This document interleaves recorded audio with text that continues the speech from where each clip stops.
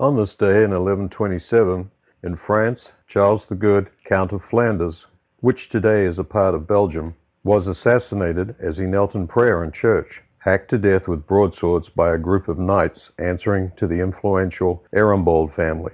Charles had taken action to prevent grain being hoarded during a time of famine, in particular against the Arembold family, who was engaged heavily in this activity.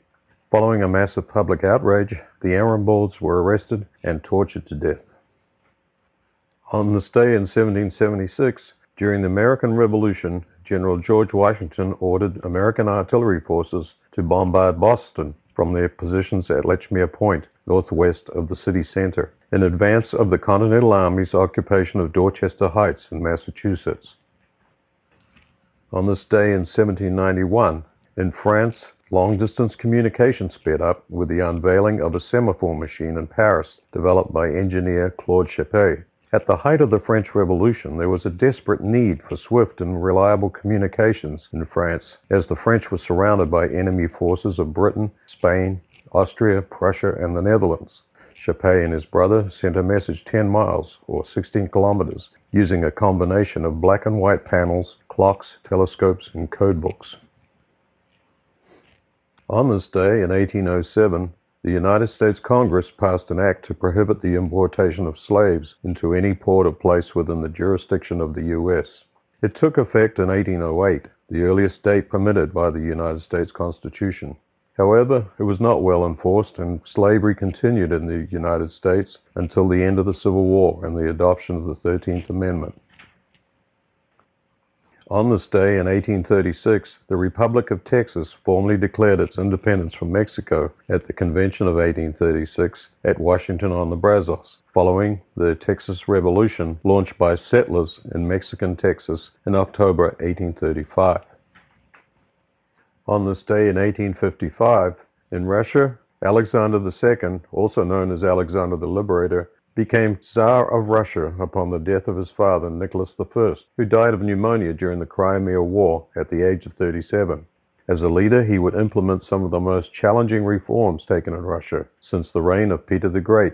26 years later, he would be assassinated in public by a terrorist group.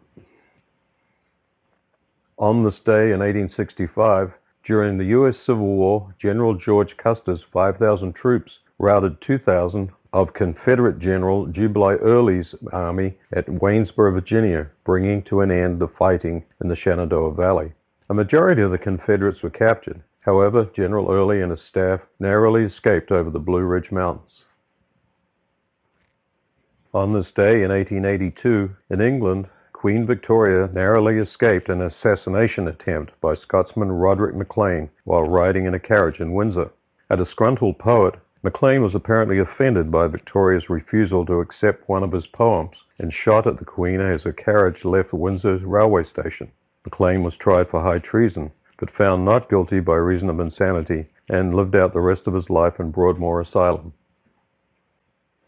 On this day in 1917, Puerto Rico was granted United States citizenship when President Woodrow Wilson signed the Jones-Shafroth Act.